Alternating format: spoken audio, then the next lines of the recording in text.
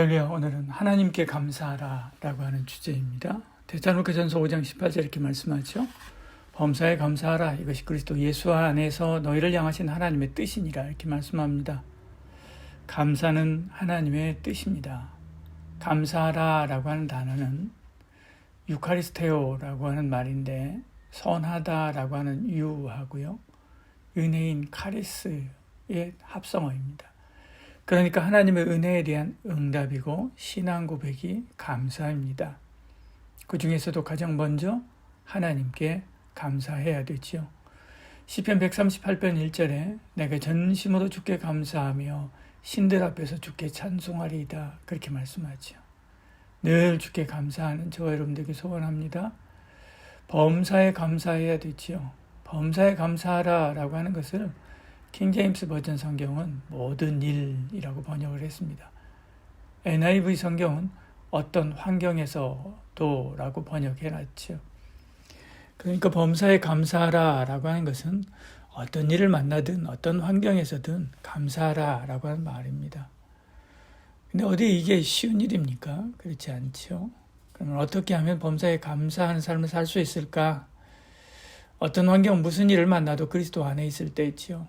감사는 그리스도 안에서 너희를 향하신 하나님의 뜻이다 이렇게 말씀하죠. 범사에 그리스도 예수 안에 있을 때 감사할 수 있는 것입니다. 우리는 그리스도 예수 안에서 구원받았죠. 그리스도 안에서 믿음으로 삽니다. 그리스도 안에서 죽어 천국 갑니다. 그리스도 안에서 천국에서 영원한 복락을 누립니다. 하나님은 우리 아버지가 되시고 우리는 그의 자녀가 됩니다. 한번 하나님의 자녀는 영원히 하나님의 자녀입니다. 어떤 환경에서든 무슨 일을 만나든 하나님은 우리를 버리지 않고 떠나지 않습니다. 우리도 어떤 환경에서든 무슨 일을 만났을 때든 하나님을 떠나지 말아야 되지요. 우리가 죽어도 살아도 하나님 안에 있습니다. 로마 14장 8절 이렇게 말씀하죠. 우리가 살아도 주를 위하여 살고 죽어도 주를 위하여 죽나니 그러므로 사나 죽으나 우리가 주의 것이로다. 우리가 하나님 안에 있다는 것을 느끼지 못할 때도 우리는 하나님 안에 있는 것입니다. 주님 안에 있습니다. 하나님이 우리 손을 놓지 않고 있기 때문에 그런 것입니다. 그가 친히 말씀하시기를 내가 결코 너희를 버리지 아니하고 너희를 떠나지 아니하리라. 히브리서 13장 5절 이렇게 말씀했습니다. 모래 위의 발자국이라고 하는 시를 잘 아실 것입니다. 어느 날 한 꿈을 꾸지요. 그 꿈에서 보니까 주님과 해변을 따라 걷고 있습니다. 하늘을 가로지르며 인생의 순간들을 담은 이런 장면들이 번쩍번쩍 지나갑니다. 그런 장면들을 보던 중에 모래 위에 새겨진 두 사람의 발자국이 있다는 것을 알게 되었지요. 하나는 자신의 발자국이고 하나는 주님의 발자국이었습니다. 생애의 마지막 장면이 앞에서 번쩍일 때 모래 위에 새겨진 발자국들을 뒤돌아봅니다. 거기에는 살아왔던 많은 시간이 담겨져 있다는 것도 알게 됐지요. 한 사람의 발자국만 있는 것도 또 알게 됐습니다.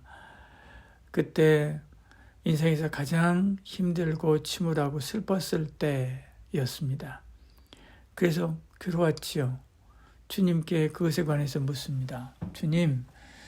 주님은 제가 주님을 따르기로 결단했을 때 저의 인생길에 항상 동행하겠다라고 말씀했습니다. 그런데 지금 보니까 제 인생에서 가장 고통스러웠을 때 한 사람의 발자국만 있습니다. 제가 주님을 가장 필요로 했을 때 주님은 저를 혼자 두었습니다. 저는 그 이유를 알고 싶습니다. 주님은 이렇게 대답합니다. 나의 사랑하는 아이야, 내가 너를 사랑한단다. 그리고 나는 너를 절대 떠나지 않았다. 내가 환난과 고통을 당하고 있을 때 한 사람의 발자국만 있었던 것은 그때 내가 너를 업고 갔기 때문이다. 그렇게 이야기합니다. 우리가 힘들 때, 주님이 보이지 않을 때, 없는 것처럼 느껴질 때 주님이 떠난 것이 아니라 사실은 나를 업고 가고 있는 중입니다.